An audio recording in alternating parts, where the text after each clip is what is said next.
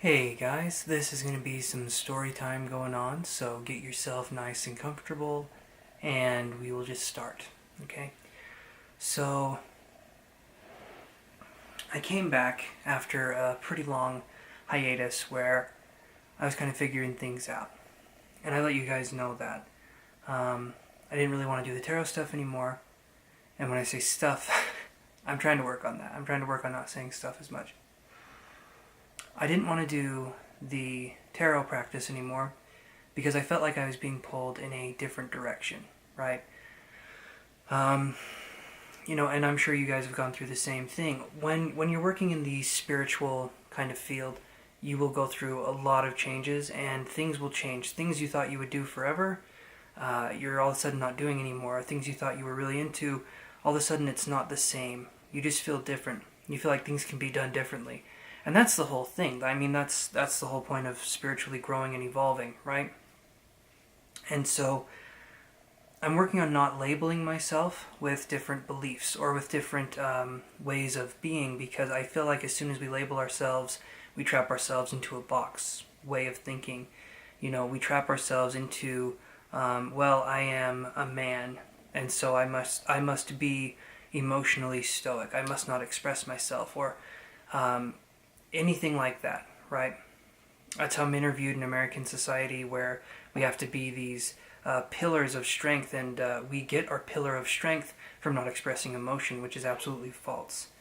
There's no benefit there for anyone, really, and it leads to a lot of toxic relationships, but we can talk about that a little later.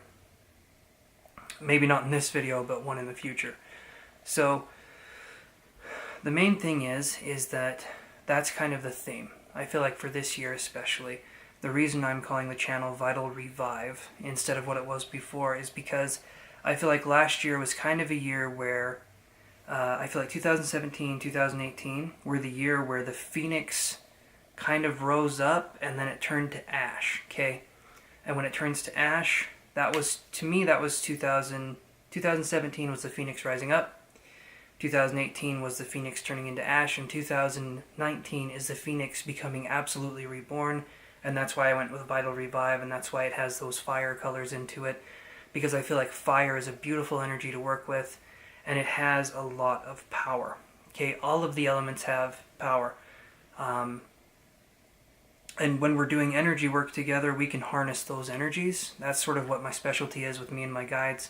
We take the energy, we harness it, and then we put it into whatever it is that we want the person to be able to feel. So if someone is feeling that like there's a lack of circulation, you can do some fire energy. You can do some different kinds of energy to warm up the body, to understand what's going on. If there is like a swelling that's happening with a person's part of their body, if you're doing in-person healing or long distance, you can use some ice energy and you can help sort of cool things down. Or you can use fire energy to help the blood circulate even more. It just depends on how it is you want to handle that, but I'm kind of getting off track. So, and 2017 was a very hard year for me. It was something where there was a lot of anxiety, there was a lot of mental stress, there was a lot of things going on where I didn't really know who I was anymore. And that seems, that can seem a little dramatic, but I think you guys know what I'm talking about, where kind of right before you hit the dark night of the soul, there's a sense of like things are really wrong, okay? And I'm sure you guys know what that feels like, but when you're going through it, there's not a lot for you to kind of go to. For me personally, I know there was YouTube videos out there, and I know there was all of that, but for some reason I felt like it was just me being alone, and maybe that's my male stunted emotional side saying that there's nothing I can do. Maybe I didn't want to look into what I could do, but it was definitely a time in my life where I felt like it was important for me to take a step back. And I was thinking 2018, 2018 starts and you're thinking this is the year, and I started that strongly. But then things kind of petered out, and I think that's normal, but it was also a little disappointing for me at the time because I really wanted to get something started. I was starting to grow the channel, things were really starting to happen, but I just felt like I couldn't continue the way I was doing things before. I felt like there was a better way I could have been doing things, and so I had to really search and find myself and, procrastinate and, those kinds of things, because that's what we do. We're human. We're not work machines. We're not just there to work. We're here to find ourselves. We're here to find what makes us happy. And with my other videos being authentic and those kinds of things, that's going to be what leads you to your happiness. Sometimes we're raised in an environment where we don't know what happiness feels like, or we think that happiness comes with a catch. Like if we're happy, then something bad's going to happen. And a lot of that can be addressed once we start to know ourselves and once we start to trust ourselves. And that starts with the authentic process, and I've got a few videos on that. But there's ways that we can recover, and there's ways that we can actually grow even greater than we were before, and we just have to focus on healing ourselves. Instead of saying, imagine this kind of situation. You cut your arm really bad, right? And there's a few things you can do. You can cut your arm really bad, and you can say, well, I'm not going to do anything about it, and you have a giant gaping cut, a gaping wound on your arm. And in the moment, nothing's going to happen. Like, it's going to hurt like hell, but generally nothing's going to happen in the moment. You'll bleed over things, it'll hurt, but the next day, you're going to start notice something's going on. If you haven't treated it, you haven't disinfected it, you haven't gotten stitches, you're going to know something's going on. You're going to be like, well, that's a different color than it was before. And maybe you'll even convince yourself that green looks good. I don't know. I'm just saying. But because your arm turns green and purple and different colors depending on the severity of the cut, but I'm talking a really big cut, okay? And you start to ignore it. And let's say a week goes by, and well, now it's not starting to hurt as much. That's weird. But the reason why it's not hurting as much is because you're losing feeling. You're starting to, or it could hurt even more. It just depends. What I'm trying to say is that when we get emotionally injured, it's important to look at it instead of saying that it didn't happen, because it's not bad that you were emotionally injured, and it's not good. It just is what it is. It's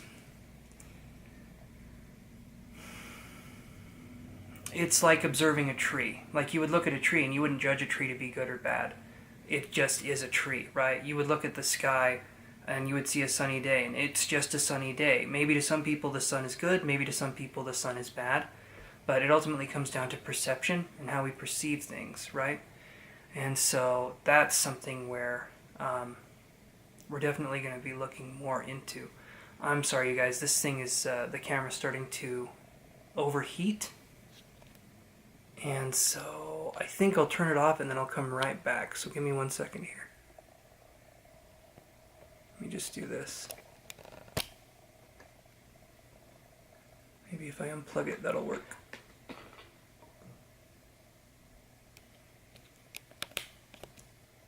Well, that might work. But yeah, the important thing for us to realize is that on this journey, we just need to let ourselves grow. I'm going to turn this off and I'm going to come right back, you guys. Just give me a second.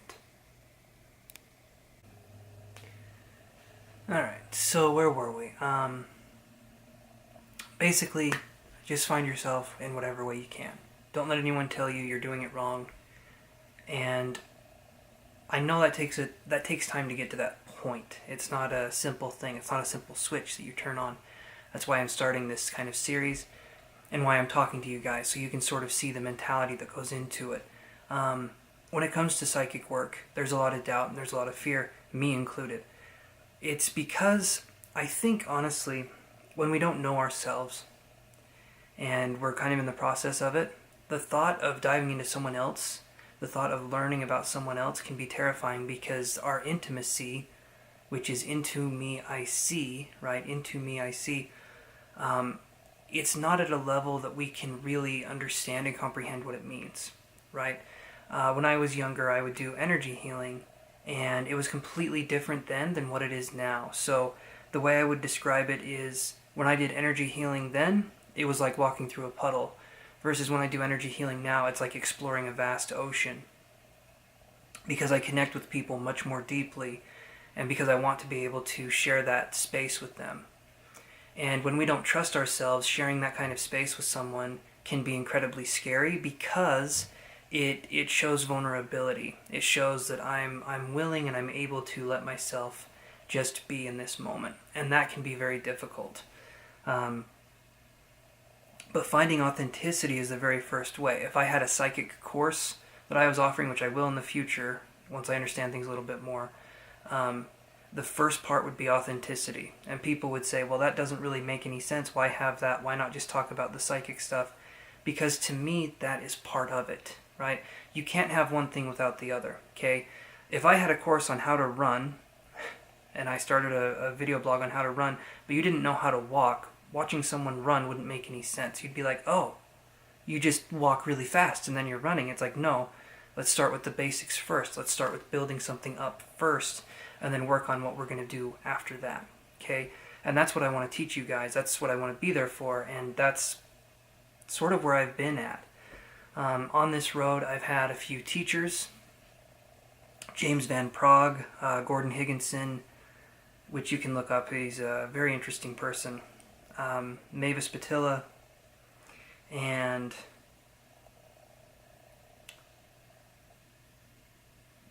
John Holland. That's who I was thinking of.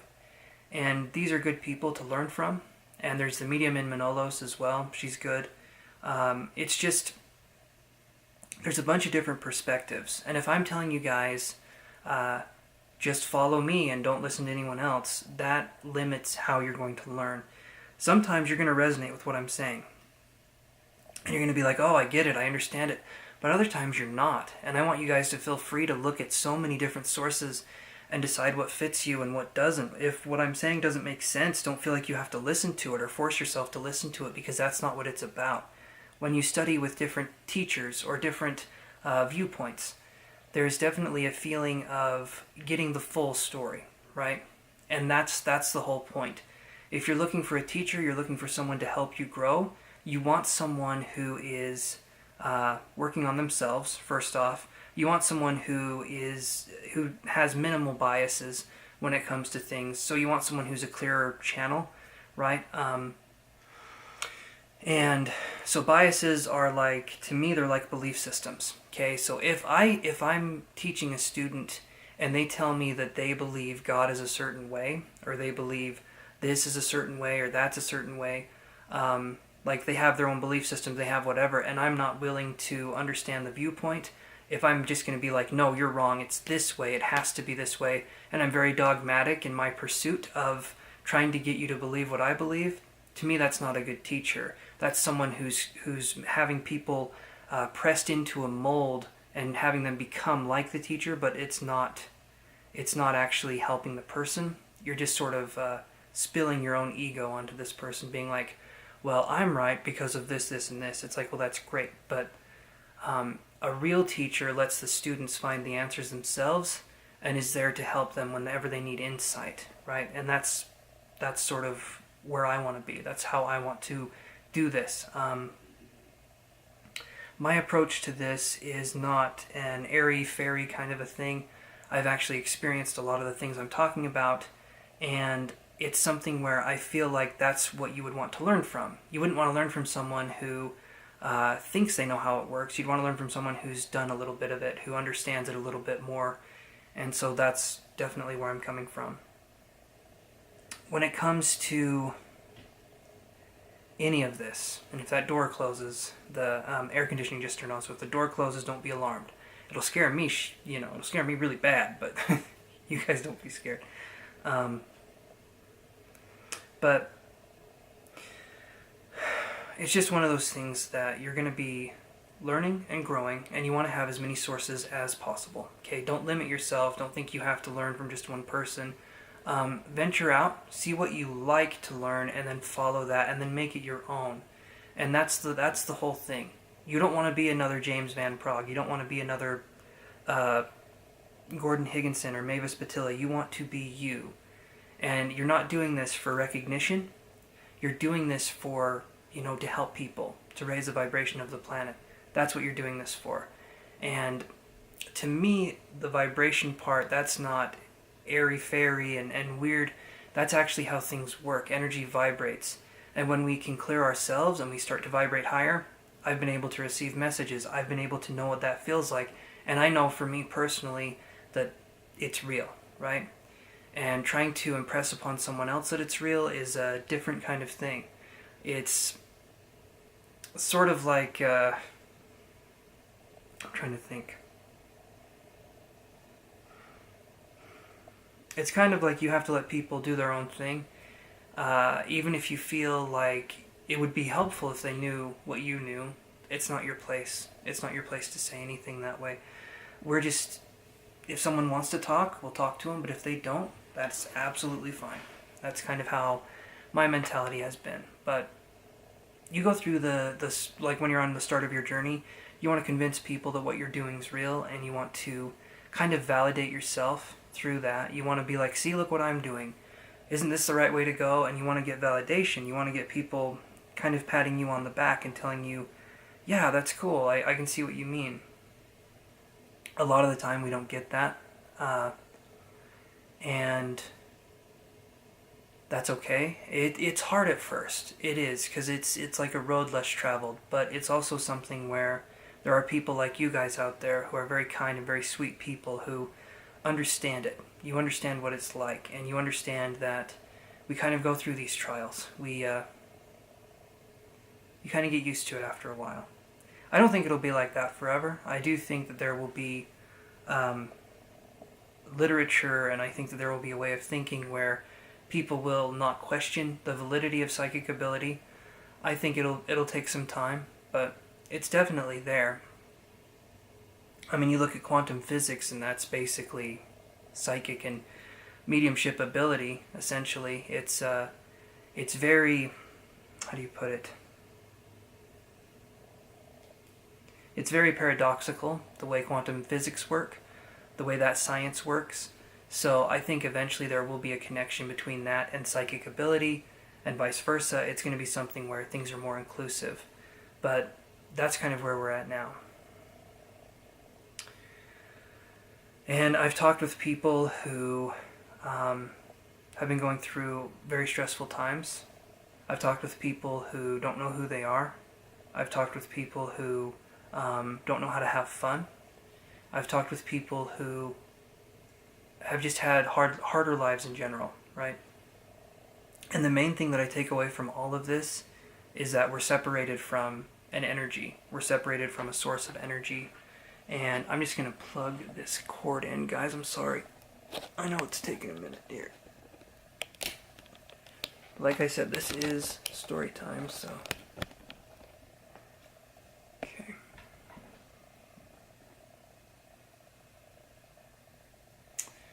But, yeah, so...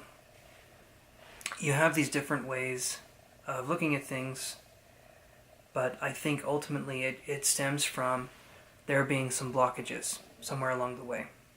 For instance, not being able to express happiness can be a blockage in, there could have been something when we were younger, more than likely there was, where we were punished for expressing happiness for something. Narcissistic families have these kinds of systems where the child is expressing joy and the parent sees that as a threat because the parent doesn't know how to express themselves in the proper way. And so when they see the child can express themselves freely, there's a sense of jealousy. And that creates a bunch of animosity that was not your fault. And that's something we need to heal from. That's something we need to understand. Because even though it did happen, and it wasn't the funnest thing to go through, there's lessons here to be learned, and there's ways that we can take this in, and there's ways that we can grow from it. Nothing is meant to victimize us, or belittle us, or minimize our existence. It's meant to inspire us and help us to move forward. But sometimes we have to dig deeper through the pain to understand where that little sliver of truth was, and then we can kind of expand on it and make that something we can really dive into and understand the truth of it. Okay, but ultimately the sense or the loss of identity is something that can be, it can come back, absolutely. And when it starts to come back, though, that's going to be where there's a sense of anxiety and there's a sense of, I don't know what I like to do, I don't know who I am as a person, you know? And it sounds funny in a lot of ways, but it's also very true, and I went through it as well. So if you see me laughing and smiling, it's not because I'm making fun of it, it's because I've been through it and I know how awkward and kind of weird is the word I would want to use. It's just not a fun experience because you have to go baby steps with yourself. And that's sort of the next thing I wanted to go into is I want you to imagine when you're going through this process that you're a child again. Because essentially that's what we're doing is we're kind of reverting back to a stage and we're starting to heal old wounds. And when we start to heal those old wounds, we start to integrate that healing energy and we can actually grow up in a way where we can understand things better. We can understand things in a more full and rich way, and we can start to get things a lot better. Okay? But it does take time, you guys, and I just want you to know that I love you guys and I appreciate the journey that you're on. If you would like help, if you would like to talk to me, you can email me at vitalprana@gmail.com or you can visit my website. And I'm going to let you guys go. Thank you for letting me into your lives. Have an awesome day, and I'll talk to you guys very soon.